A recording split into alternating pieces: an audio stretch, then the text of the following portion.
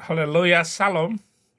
Ini ada Ustadz Mas'ud yang dari dulu jadi musuh debat saya, tapi sampai sekarang belum pernah ketemu. Dia undang Saddam ke Jawa Timur bertemu, kemudian naik konten dia untuk berusaha bagaimana anak-anak saya ini menghina saya sebagai bapaknya. Tetapi sebagaimanapun mereka merayu anak saya untuk menghina saya, nggak mampu karena anak-anak saya ya dia tahu bagaimana bapaknya itu adalah pejuang sejati dan kecerdasan bapaknya itu juga mereka nikmati. Jadi janganlah begitu pisau tajam mengenai kaki, darah mengalir ke lantai, lain di mulut, jangan pula lain di hati. Anak saya nggak mungkin melakukan itu. Obat tabib sangat manjur, badan sakit ditutup selimut. Kusangka teman yang jujur rupanya musuh di dalam selimut. Saya dan Mas'ud ini sama-sama Muhammadiyah, kader Muhammadiyah. Orang yang dikader dalam Muhammadiyah itu orangnya jujur. Tetapi si Mas'ud ini makan bubur doang. Itu bukan makan bubur, harus jujur. Kejujuran adalah mata uang yang berlaku di mana-mana. Oke, Mas'ud, ini kata dia. Tolong tunjukkan ada di mana. Nah, biasanya kita menjawab, nama Nabi Muhammad tertulis dalam kitab Taurat dan Injil, kitab yang asli. Adapun kitab Taurat yang sekarang disucikan oleh Yahudi dan Kristen itu tidak asli. Begitu juga kitab Injil juga tidak asli. Kan begitu biasanya kita menjawabnya. Maka para pendeta pun akan membantah.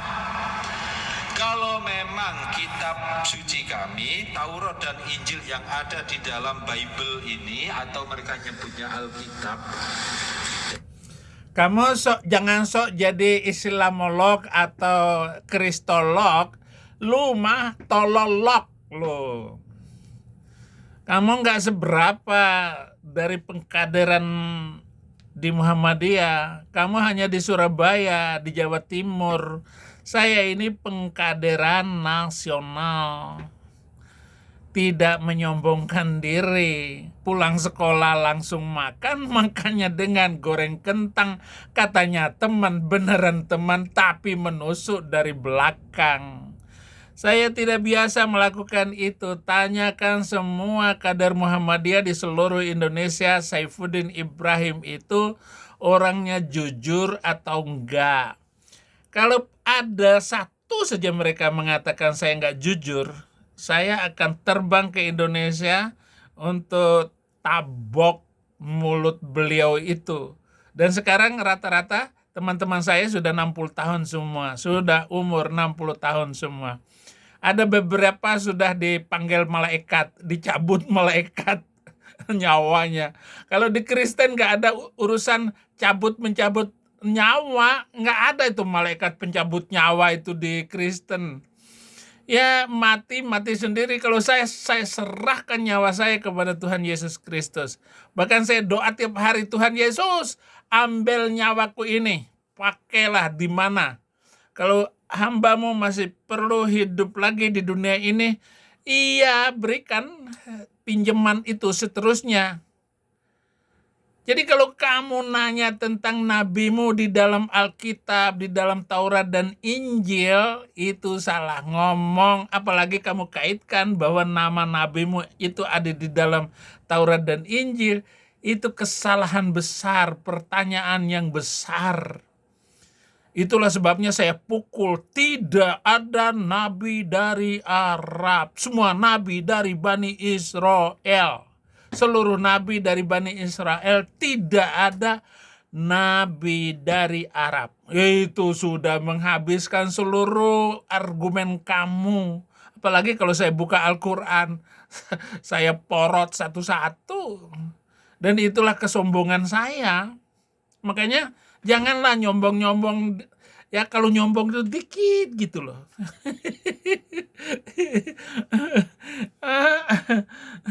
Tadi saya mau cerita ya, ini saya punya kartu, 3 kartu ya, 4 kartu kehidupan saya di Amerika. Oh, sudah 5 kartu sekarang ya. 5 kartu ini untuk menutup mulut kalian. Ini kartu kehidupan.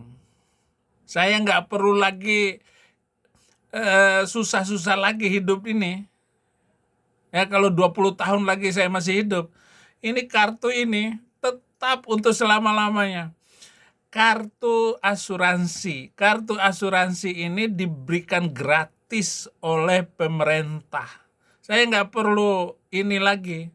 Kenapa saya sudah ditanggung oleh negara? Loh, ada yang minta, kalau kamu berani pertanggungjawabkan perbuatanmu itu. Balik ke Indonesia kalau pemberani. Jangan keluar-keluar di medsos. Siapa yang keluar-keluar? Berhenti dulu si Zuma ngomong. Hentikan dulu omongan si Donditan. Hentikan dulu kalian-kalian itu yang suka keluar-keluar itu. Baru saya berhenti mulut dan tidak mau berbicara lagi. Ayo, berani? Saya sudah minta 300 ayat dihapus. Tetap aja itu Menteri Agama diam cuek. Akan rusak itu negara, nggak akan maju. Nggak akan ada kemajuan apapun bagi Indonesia kalau tidak hidup toleransi dan damai. Saya juga sudah minta kepada Presiden Prabowo untuk membebaskan MKC. Masa orang korupsi 300 triliun hanya divonis oleh hakim 6 tahun lebih? Cuman ngomong doang. Ngomong bahwa Muhammad itu kepalanya besar. Kalau jalan kayak onta. Dihukum 10 tahun. Bikin malu loh. Ubah dulu itu hukum-hukum itu. Kartu kipas-kipas. Tadi saya baru datang ke dokter. Saya dikasih kartu ini asuransi. Asuransi. Saya gini-giniin biar kalian nggak tahu nomor saya. Nomor digini-giniin. Nih kartu penting. Mas'ud ngomong tanpa dasar. Kalau kamu mengatakan bahwa Alkitab sudah dipalsukan, yang ngomong palsu itu setelah muncul Quran.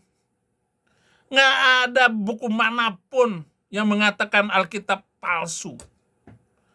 600 tahun setelah Yesus Kristus, setelah Alkitab ditulis, bahkan diterjemahkan dalam bahasa Arab, baru muncul awal abad 7 bilang Alkitab itu sudah dipalsukan oleh tangan-tangan pendeta dan mulut-mulut pendeta mereka. Amin, katanya. Orang buta huruf tahu. Mana ada orang buta huruf bisa membaca. Dan satu-satunya orang buta huruf yang dipercaya adalah Nabi Dogitang. Nabinya Mas siapa? Mas'ud. Dalam Alkitab ini adalah palsu. Berarti Anda tahu yang asli. Tolong tunjukkan mana yang asli. Mana bisa kamu tunjukkan? Jangankan kamu, nabimu nggak akan bisa nunjukin, ya kan? Kalau nabimu masih hidup, saya kasih cabai, saya kasih sambal andaliman di mulutnya. Karena sudah mengotori sejarah umat manusia dengan mengatakan Alkitab dipalsukan. Kalau Allah itu bisa memelihara Alkitab, Al-Quran, inna nahnu nazzalna dzikra wa innahu lahafidhun. Kenapa terhadap Alkitab tidak bisa dipelihara? Dan kenapa di dalam Injil nggak bisa dipelihara? Sementara Yesus berkata, tidak setitik pun akan hilang dari huruf hukum Taurat. Kenapa? Terjamin. Yesus yang menjamin. Tidak sepotong pun dari hukum itu. Tetap apa yang ditulis, tetap ditulis. Tetapi Yesus datang untuk menggenapi bahwa hukum-hukum itu tidak diberlakukan lagi. Kalau pencuri menurut undang-undang dalam surat kelima ayat 45 itu harus dipotong tangannya. Yesus tidak memotong tangan orang itu, maka diubah dengan hukum kasih. Kedapatan wanita berzina dibawa oleh ahli Taurat dan orang-orang Farisi. Dan waktu itu Yesus sedang menulis, sedang mengajar. Datang, guru, ini wanita kedapatan basah-basah, ketangkap basah. Hukumlah wanita ini menurut hukum Musa.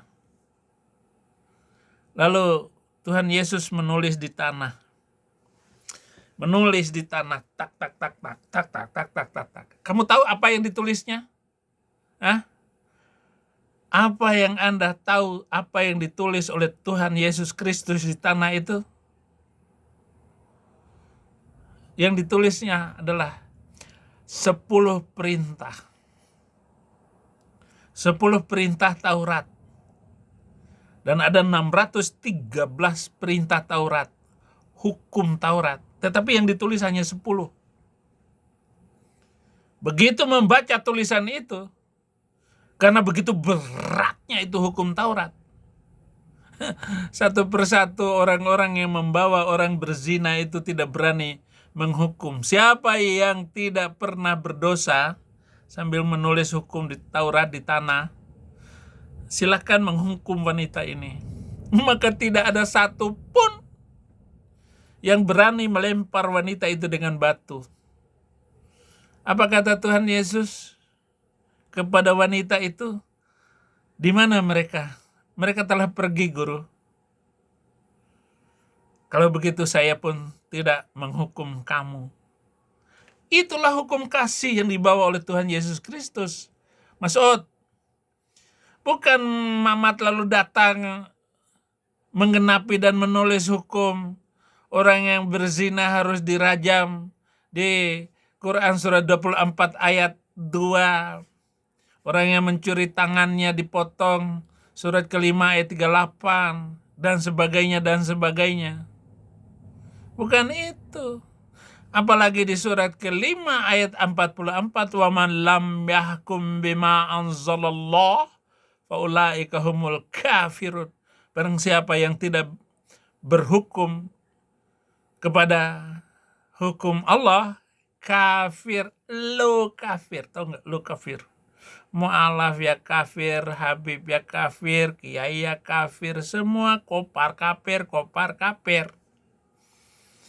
Walaupun KTP-mu Islam, kafir lah. Kenapa? Nggak bisa diberlakukan. Itulah sebabnya Yesus datang dengan membawa hukum kasih. Kita tidak bisa memaksakan hukum itu. Bahkan saya bilang sampai kiamat pun Indonesia nggak mampu memberlakukan hukum Allah, hukum Islam itu. Jangan mimpi. Ini negara-negara di mana seluruh negara itu sudah tidak mau menggunakan hukum itu lagi. Agar saudara fahami, Mas'ud. Ya. Tolong Mas'ud. Kamu kenal baik dengan anak saya, Saddam Hussein, Muammar Gaddafi. Tetapi ingat baik-baik, gak lama lagi Indonesia ini akan roboh. Karena orang Kristen semakin hari semakin banyak dari pemberitaan-pemberitaan saya. Dan saya sarankan orang-orang Kristen gak usah nginjil kayak saya. Gak usah. Anda diam saja. Cukup tunjukkan hukum kasih itu kepada mereka. Jangan seperti saya. Ya, jangan seperti saya. Biarkan saya yang menekuk leher mereka itu. Yang menekuk Donditan, yang menekuk si Kainama. Itu mah gak ada apa-apanya itu. Nanti akan muncul kumaila-kumaila baru. Jago-jago debat masa depan. Baik Kristen maupun Islam akan muncul. Dan mereka akan menggerogoti agamanya sendiri.